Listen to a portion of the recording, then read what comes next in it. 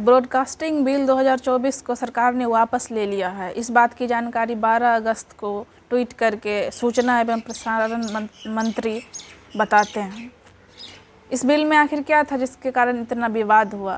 सरकार ने इसको लेकर बहुत सारे लोगों से, स्टेक होल्डर्स जो हैं, उनसे सलाह मांगी थी, उस पर कमेंट मांगे थे कि इस बिल को लाया जाए, पास किया जाए कि नहीं। तो इस पर बहुत इसको क्रिटिसिज्म झेलना पड़ा, क्योंकि इस बिल में सीधे जो इंडिविजुअल यूट्यूबर्स है उसको टारगेट किया गया था। अगर ये बिल पास हो जाता तो जितने भी इंडिविजुअल यूट्यूबर्स हैं अपना चैनल खोल के इन्फॉर्मेशन देते हैं या न्यूज़ सुनाते हैं, इन सब के लिए काफ़ी प्रॉब्लम खड़ी हो जाती।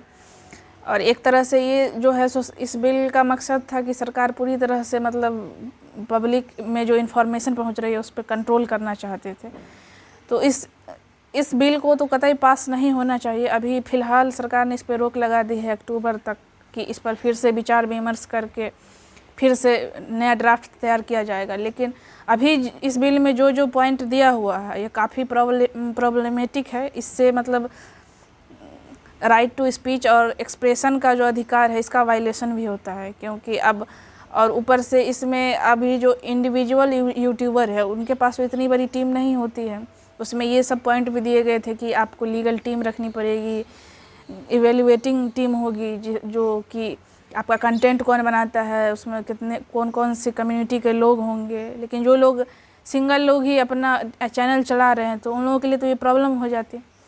और अभी के समय में जहाँ एक तरफ मेन स्ट्रीम मीडिया है वो बिल्कुल उनसे लोगों का विश्वास उठ ही चुका है। तो जो लोग ईमानदारी से अपना काम कर रहे हैं, बहुत से ऐसे लोग हैं अभी कि जिनके पास सिर्फ एक मोबाइल है और माइक है और वो अच्छा रिपोर्टिंग कर रहे हैं ग्राउंड से, तो ऐसे लोगों पे तो फिर पूरी तरह से लगाम लग जाएगी। और इतने बड़े बड़े अमाउंट की पेनाल्टी उसमें है उस बिल में। तो इस मतलब ये हो जाता कि सरकार के खिलाफ कुछ भी बोलना इतना सेंसिटिव हो जाता कि कोई भी आदमी इस पे बात नहीं करना चाहेगा।